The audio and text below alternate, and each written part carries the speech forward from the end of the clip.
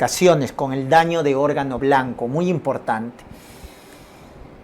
La principal causa de mortalidad en el paciente hipertenso, doctores, es la cardiopatía hipertensiva, ¿ya?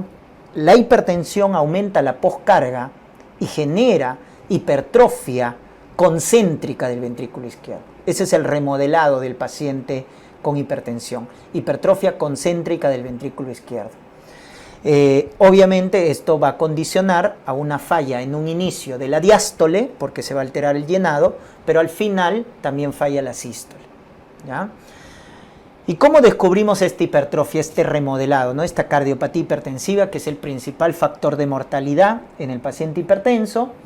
Lo podemos sospechar en el electrocardiograma, que es lo que frecuentemente les preguntan, porque el eje está desviado hacia la izquierda. Recuerden que el eje normal está de menos 30 a más 90. Acá está desviado hacia la izquierda, de menos 30 a menos 90, o sea, se vuelve más negativo. Eje desviado a la izquierda.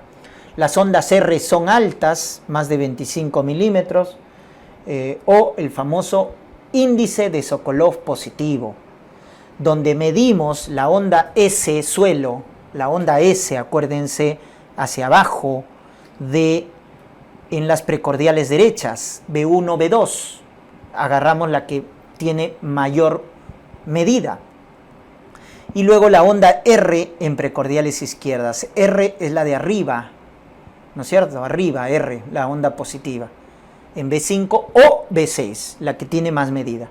Entonces, al medir la onda S en precordiales derechas, B1 o B2, y R en precordiales izquierdas, B5 o B6, y si eso es más de 35 milímetros en paciente mayor de 35 años, nos indica que hay una probable hipertrofia del ventrículo izquierdo, que se confirma con ecocardiograma, que es ya la prueba específica. El ecocardiograma nos mide el grosor de la pared y si es más de 15 milímetros es hipertrofia del ventrículo izquierdo, ¿no es cierto? Ya está. Y obviamente el ecocardiograma también nos calcula la fracción de eyección, con lo cual voy a ver si hay ya falla diastólica o sistólica, ¿no? Muy bien. La retinopatía hipertensiva se evalúa con la clasificación de Katie-Wegener, ¿ya? Entonces acá tenemos el grado 1, que nos dice que hay vasoconstricción de las arterias. Ese es el grado 1, las arterias son pequeñitas. Arteria como 1, vena como 3. Entonces, cuando me dicen vasoconstricción de las arterias, es el estadio 1. 2, cuando nos dicen dos cosas. Hilos de cobre, hilos de plata, aumenta el reflejo luminoso de las arterias por la esclerosis y los signos de cruce arterio-venosos. Entonces, cruce arterio-venoso, hilo de cobre, plata, estadio 2. Y hasta ahí es la forma crónica de retinopatía, que entre comillas decimos buen pronóstico, ¿ya? 1, 2. Porque el estadio 3, que es exudado, hemorragia, o 4, edema de papila o también atrofia de la papila óptica, del disco óptico, ese es el estadio 4, ya son las formas agudas que son de mal pronóstico, ¿correcto? Acuérdense, 3, exudado, hemorragia, 4, edema de papila o incluso también atrofia, ¿no?, de la papila óptica.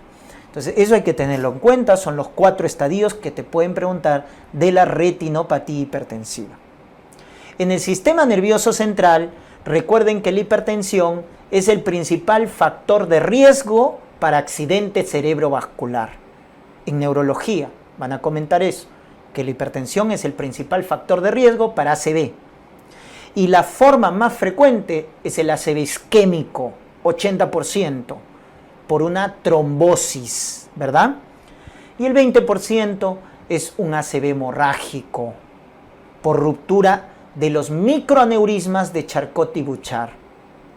Y acá te suelen preguntar que el ACV hemorrágico por hipertensión, ¿cuál es su localización más frecuente? Primer lugar, ganglio basal, putamen. Putamen. Segundo lugar, caudado. Entonces acuérdate, si bien lo más frecuente es el ACV isquémico, en el caso del ACV hemorrágico te preguntan la localización. En primer lugar putamen, segundo caudado. Recuerden que el ACV lo que nos genera es focalización en el paciente, un déficit motor, sensitivo, visual, etc. Mucho cuidado cuando te dicen alteración del sensorio, confusión, estupor, coma, porque ahí lo que te están diciendo es que ya hay una encefalopatía hipertensiva, que es otra cosa. Encefalopatía hipertensiva es alteración del sensorio, ¿correcto? Que también se puede producir como daño de órgano blanco. Y finalmente el riñón, ¿no es cierto? La hipertensión daña el riñón y, dicho sea de paso, es la segunda causa más frecuente de enfermedad renal crónica terminal, porque la primera es la diabetes, la segunda es la hipertensión, de la enfermedad renal crónica terminal. ¿Qué produce la hipertensión en el riñón, doctores? La llamada arterioesclerosis,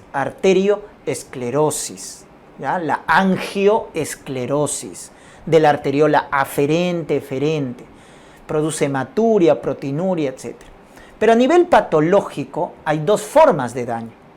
La arteriosclerosis benigna, también llamada hialina, por depósito de material proteináceo en las arterias, o la arteriosclerosis maligna, hiperplásica, o también llamada necrosis fibrinoide, donde vemos esta necrosis que le da el aspecto en capas de cebolla, ¿ya? Capas de cebolla. Entonces la arteriosclerosis maligna, hiperplásica o necrosis fibrinoide. Miren, son dos formas de daño en las arterias producto de la hipertensión a nivel del riñón, ¿ya? Entonces acuérdense ahí los daños de órgano blanco, por favor.